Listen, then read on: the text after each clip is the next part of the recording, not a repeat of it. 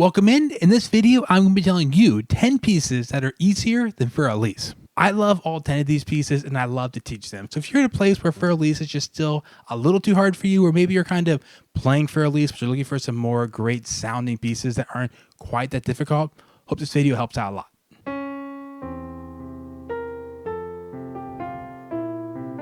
One of the things I love about this piece by Cornelia Scarlet is that even though it's not too difficult to play, it takes a lot of musicianship actually and kind of like Chopin-esque ability to do rubato to pull it off. You can't just play a straight 3/4 and go.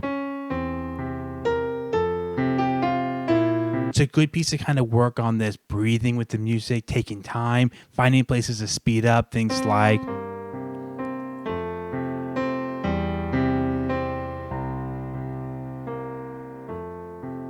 it's also just a cool piece. It sounds great, and it has this really cool middle section that goes.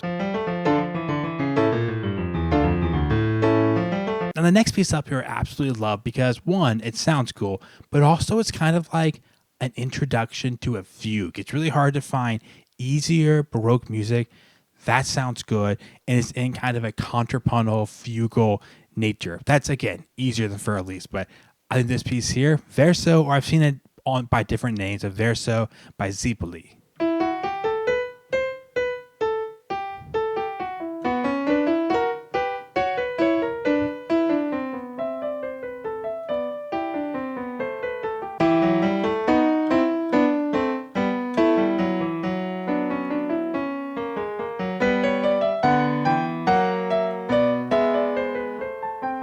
And one of the other great things about it, because it is from the Baroque era, there's really a wide range of tempos you can play this at and it still works. You could play it like a dramatic slow fugue, like.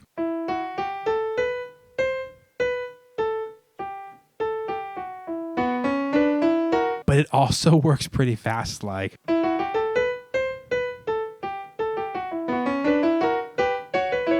All right, first two pieces on the list have been a little more off the beaten path. Next one up here is wildly popular.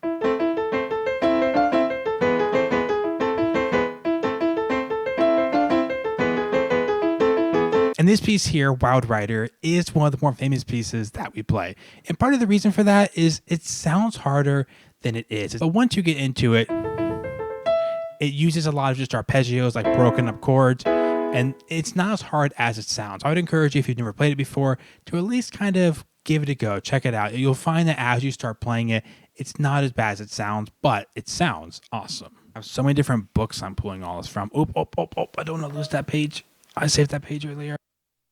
For our next piece here, we're going to stick with Robert Schumann. And Schumann has a lot of these pieces at the beginning of his Opus 68 that are like, play pretty melody on top, often really simple melody with some sort of accompaniment pattern. I really like this tune. There's several like Little Piece. They had different names sometimes when they're translated to English, but Little Piece or Humming Song. I like a lot of them, but this one here, actually Opus 68 number 1, is probably my favorite tune. There's also a lot to learn about balance, like bringing out the right hand, not going. That's bad because I'm not balancing the right hand, making the right hand louder than the left hand. Then once you get the right tone, this is a really good piece. You can work on some rushing and stuff.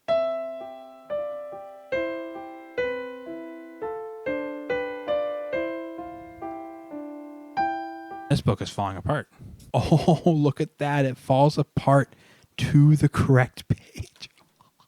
Okay, up next we have a really, really cute song by Bartók. It goes by a lot of different names. I'm kind of used to the name Play Song, but it starts out like this.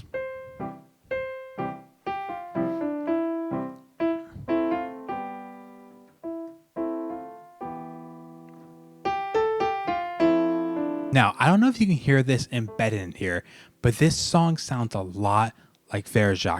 You have this. Us English speakers would say, "Are you sleeping? Are you sleeping, brother John?" It doesn't start like that because of this. Then you have the brother John. Are you sleeping, brother John? Are you sleeping? And then you get to wake brother John up and go.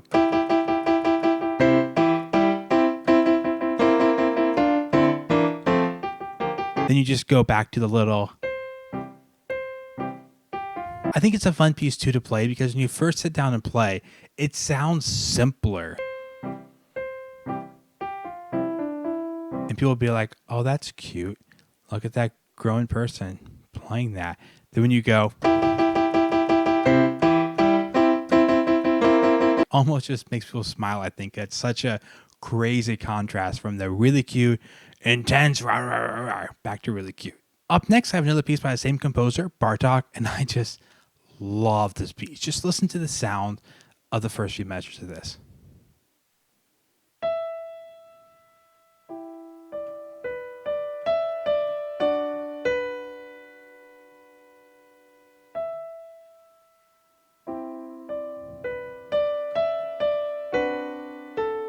And then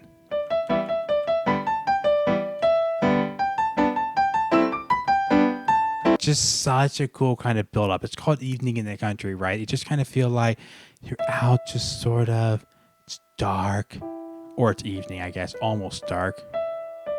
And then you just sort of sneak into this, I don't know, little country parade comes by.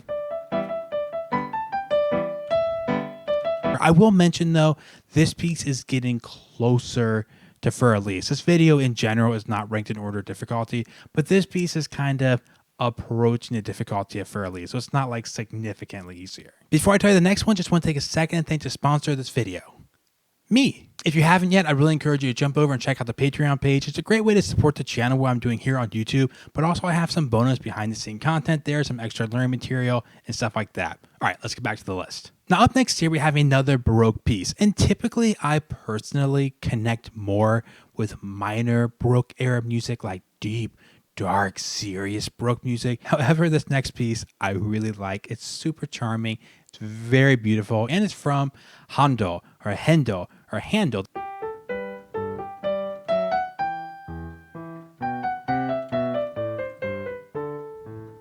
Now that's just great in itself. This piece has like this perfect combination of beauty and charm. Being a Baroque era piece, I feel like this is a great one to practice throwing in mordents and some trills, things like this.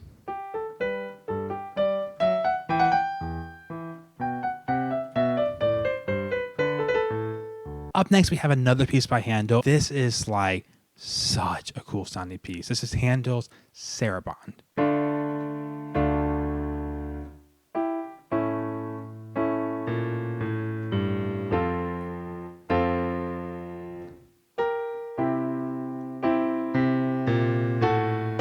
Later it goes.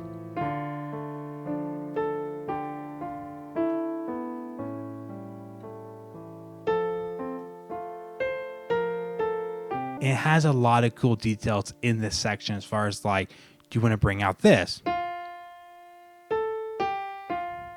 Which is kind of marked off with upstems like the melody, but it's also this alto voice that goes.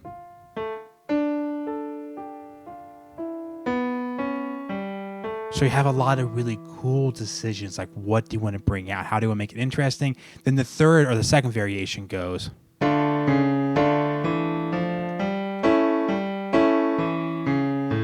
All right, the next two pieces actually are pretty standard rite of passage pieces. Rite of passage pieces are those pieces that pretty much everyone who went through the levels of piano have played.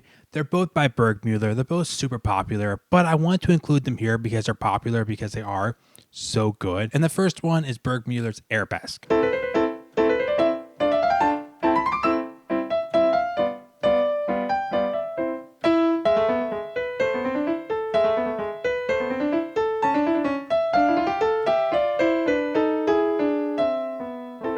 And the other one of the two pieces by Burgmüller is his Ballade.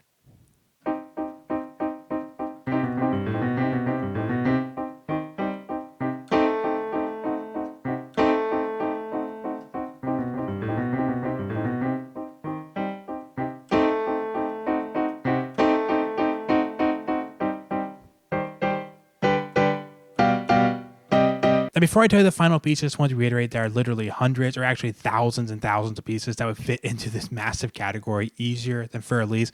So take a second if you're listening. If you know pieces I didn't mention that you love, put them down there, especially pieces in styles I didn't mention. Of course, it's hard to fit all the styles. I try to like have a big range from some more modern, some older pieces, and just whittle it down to only 10 pieces. But leave them in the comments, and people who see your comments, people chatting about them, like, oh yeah, that's a great one, I do love that one. Now just give them even more things to research to be even more helpful. The other thing I have to say is the final piece is the 11th piece. I couldn't cut anymore. I cut down to 15. Then I made 4 really tough decisions of pieces to take off. And I said 10, but you're getting 11.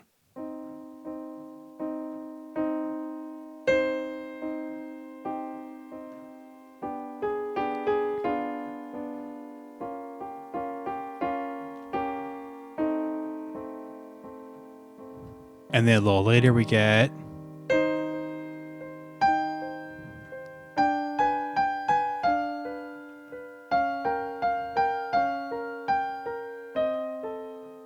this is obviously a super unique sounding piece. The harmony just kind of wandering its way down chromatically in the left hand while I play this haunting melody. All right, I hope you enjoyed the video, and now you can go out and find 10, or actually I guess 11 pieces to play that are easier than Für Elise.